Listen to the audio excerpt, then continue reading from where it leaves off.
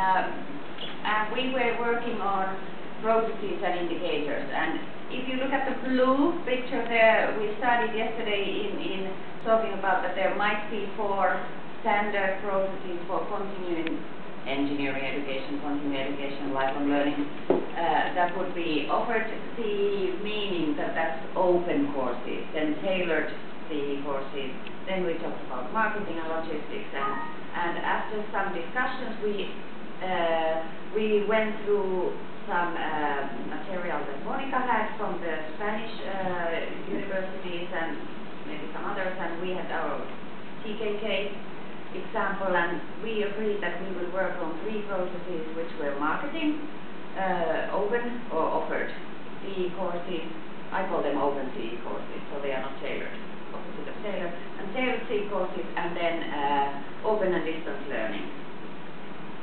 Or actually we even chose it so that totally distance learning courses, so not embedded, because in tailor-made and open courses you can have also, or offered CE courses you can have also embedded distance learning elements. And then we worked on those. We took each main process and opened it into flowchart. You call them, yeah, you can open one of them. Take the offered CE, for example. And then, yeah.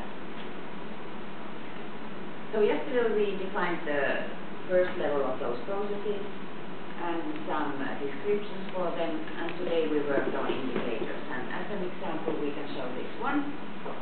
So the template was given by Monica, and we agreed that it's suitable for this kind of activity. And in the first page you can see there's the owner, who owns this.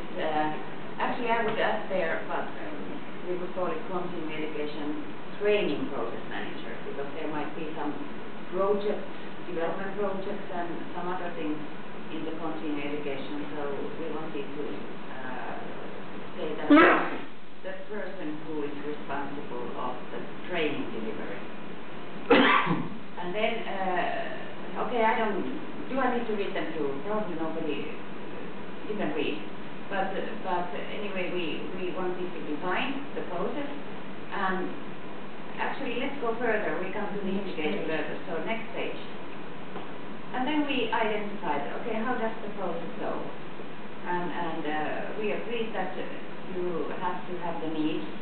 It depends on the organization how the needs are done. There might be a separate support process where a lot of needs identifying is done, or it can come via professors, or it can come anywhere. But anyway, there is a knowledge of a need, and then you start to plan, and immediately, as soon as you have the description of the content of the training, you start to market and enroll people or register people, and then it's a ongoing thing, because at the same time you might refine the course. And then you have to, at some point you have to make a decision. Is there enough people coming? Will it be profitable? Should you continue or just cancel it? Sometimes you have to cancel. And okay, then you continue, and when you deliver, then there is the training part, which is more like the academic part of it. And then there is the learning support for the participants. And at the end you have certification, either a credit certification or a certification of attendance or participation. Then you monitor how did it go, customer satisfaction activities and so on. And then you hopefully do some after sales, which is then feeding into the new sales. So we did this kind of process chart from all 4 processes, and here we opened them up to a little bit, like what does identify needs mean, what does planning mean, what is marketing, and so on. And then the indicators, which are in the first page, we thought that, okay, Monica had a small teaching session to us that there are 3 different indicator levels. There are activity indicators, results, or performance indicators, and then quality indicators.